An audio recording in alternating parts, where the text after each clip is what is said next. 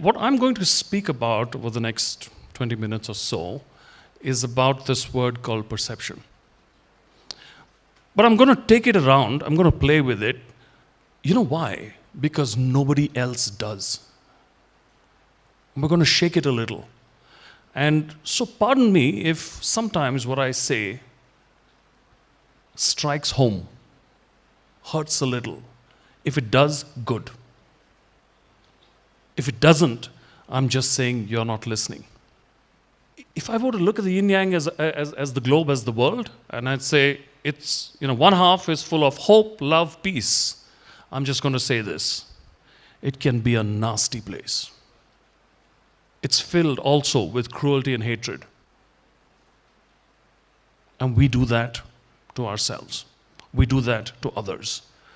In the process, we create such damage that sometimes we don't want to acknowledge it, but sometimes we're very proud of it. And that process of creating damage can derail lives, can derail careers, can destroy relationships, can topple governments, can bring down presidents. And why is it that perception is so evil? Or why does it even come up in the first place? Let's go to school. When you didn't understand maths, do you remember the feeling? You do, right? When you walked into a class and you saw that teacher, do you remember that feeling? You do, right? Okay, so then we won't need to come to college. We're fine at school. But the problem is this. We don't understand because we fear, but we never take the trouble to do this. What do you think this is? What do you think this is? Connect. Okay. So connect is so critical because if we don't reach out, we'll never know the other side's truth. But we're very conveniently okay with creating their truth for us and others. We're very fine with that. So we fear things. So let's go to the smallest unit that we know for mankind. It's called the family. Have you heard of instances where a parent actually maligns a child's reputation within their own circle? That boy, terrible. And that boy could be 5, he could be 25. That boy, wicked. That girl, very sly thing. Have you experienced this? It could be parent, it could be sibling, or it could be extended family. But somebody is doing it. And maybe you're none of those. So now they've created a perception of you. And everyone looks at you through those lenses. The minute they see you, oh, Miss Sly has walked in. The minute they see you, oh, the wicked boy is here. And no matter what good you do, it's useless. And then sometimes you try too hard. No, that's not me. That's just not who I am. And we try hard to invalidate those perceptions created about us. And we try, and we try, and we try. But, somehow, even in the comics, even in the movies, the bad guys always win. Because you can't be around everyone all the time telling them, I'm the good guy. I'm not that person. So you walk away. Guess what? Window for perception to come in. Window for the people who are there to discredit you. Beautiful opportunity. Finally, one of two things are going to happen. One is that you're going to try your best to change it, or you'll just flip the other way and say, I don't care anymore. I just don't care anymore. And then sometimes you go one step further and say, if that's who you think I am, let me become that person for you. And now you change because of someone else, and you will live in anguish and hate and frustration just to prove someone right. Where all this time you're trying to prove them wrong. And you change, and your relationships change, and then suddenly one day you say, it's not worth it. So let's call these people toxic people. They're in your houses. They're in your friends' circle. They're in your teams. They're in the government. They're all over. And you might be one of them. Right? So while you're very safely saying, yeah, whoa, that's you. And I'm not talking of momentous, massive, strategic attack to people. I'm just talking of the small things. Small things. So a week ago, I was doing a leadership session with the senior leadership of an automotive giant, global giant. One gentleman said, you know, if a light shines 1,000 times, it becomes the truth. So let me just change it to people. If a perception is believed by many, does it become the truth? Well, it doesn't, but guess what? It becomes their truth. And it becomes your challenge for the rest of your life. So change it around. If the truth is known by just a few or one, does it become a lie? No, it doesn't, but guess what? Hey, numbers count. They're not on your team. The numbers are there. You're standing alone. You're saying, no, I'm going to fight this. They'd say, you and what team? Nobody there. So now you have a choice. Give up. And most of us do. We just don't have the energy. We don't have the strength. We don't care anymore, saying that I don't want to do this anymore. Some of us walk out of relationships. But can you leave your parents? Yeah, I've heard of parents say, I disown you from today. You're not my child. So yeah, go tell that to the doctor and the government. Right? Wow moment. Wow moment. Right? So, how do you then decide to fight something that you no longer can fight? How do you stand up for yourself? Or is it worth it? Should you stand up? It happens everywhere. It happens at work. You have people who create perception about you, and then you're left fighting, right? You have people who malign your name and your every action, and if you're in the corporate career, you'll hit what's known as the glass ceiling. You do a great job. When it comes to appraisal, somehow you're not the person who's promoted. Somehow. Why? Oh no, because I heard, they said, you showed. No, I didn't show, but I saw. How did you see? I didn't show. No, maybe you don't remember I saw. But I saw. My perception is becoming so rock solid. It's now a wall. It's no longer a filter. It's a wall. And I just can't go through. So what do I do?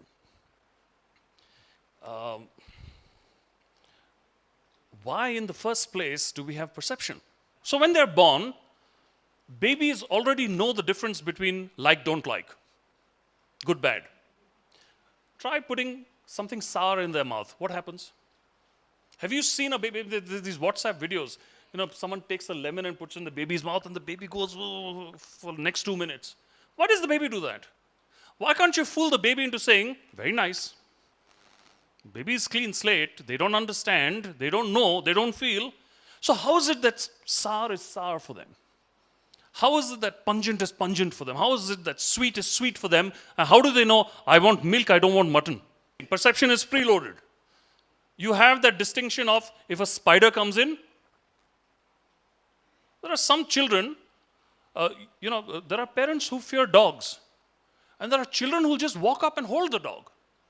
Now, we get into the zone called conditioning.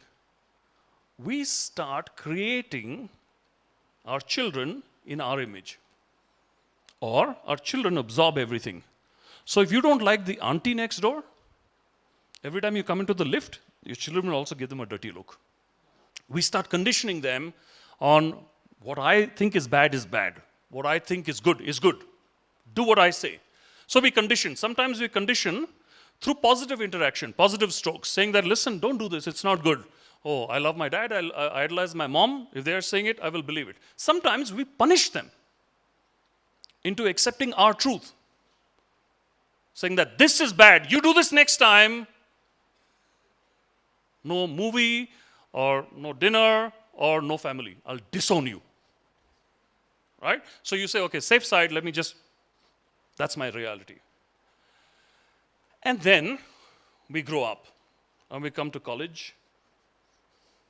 By now, ladies and gentlemen, intelligent beings that we are, our perception becomes conscious or unconscious perception, which means that we will consciously do things to people, or we'll just do them subconsciously because the conditioning has been so solid. Right? So it's okay to discredit someone. If you want to get ahead in life, push the other person down. That's good. If you want to succeed, make sure that there's no competition. Wipe them out. It's all about winning. Is it? Is it all about winning? Best Actor Award. Hey, there are 5 actors. I think they've done a great job. Why should he or she get the award? Somebody said, I think this technical angle seems to have made it right. What about the other 4? So we call them good losers, but we still call them losers.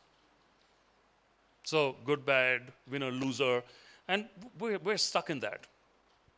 As we go along and we start creating the impression of now I'm in control. And I like the control, the feeling of control, knowing I can destroy someone. We use the most powerful weapon known to man. It's called the tongue. And it comes out. End of you, end of the story. Right? So now we start engaging with people, discrediting them, and doing this. But have you ever thought of what happens to them? Because this is what we're talking about today. That's the elephant. What happens to those people? Have you been on the receiving end? I'm sure you have, at least once in your life. And if it's more, then I empathize with you because I know the hurt. It's terrible to constantly receive somebody's perception. People don't know you. They look at you. It's happened to me. How many of you, show of hands, think I'm a boxer? Just let me see your hands. There you go. So we have this image, and we start writing off people. They are like this. So there are people who will malign you. They will create their impression about you, and it's the truth. What happens to people like this? So first, you get irritated. Why are people doing this? It's irritating. Then it goes on. Now you start getting frustrated. They're doing it again. Then it keeps happening, and now you're saying, they're doing it again, they're still doing it. Now you start getting angry. And then they still do it. And now you just blow into rage. God help you, if someone sees you at that moment, you could be Gandhi.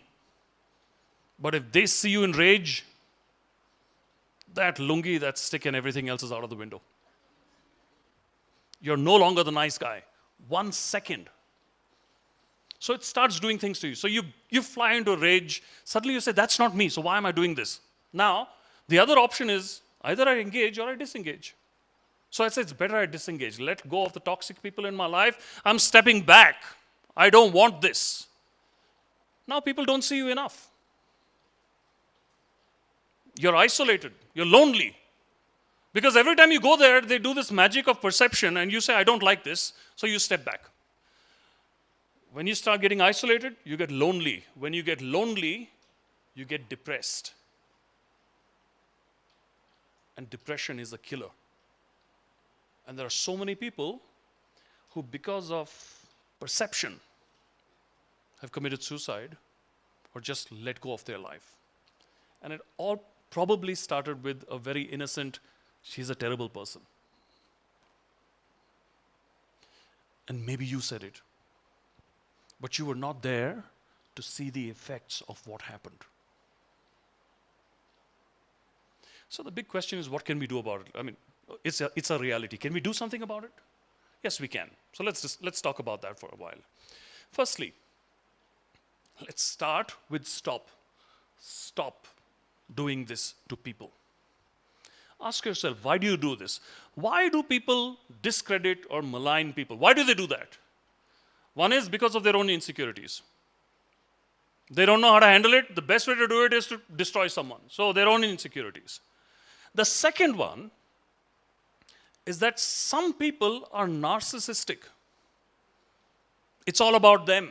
It's all about power. It's all about my point of view. And you're crap. It doesn't matter. So I'll just treat you like that. So firstly, stop. Ask yourself, why are you doing this? Are you insecure? Fix your insecurity. Don't destroy someone else. Right? The second one is this. We fear what we don't know.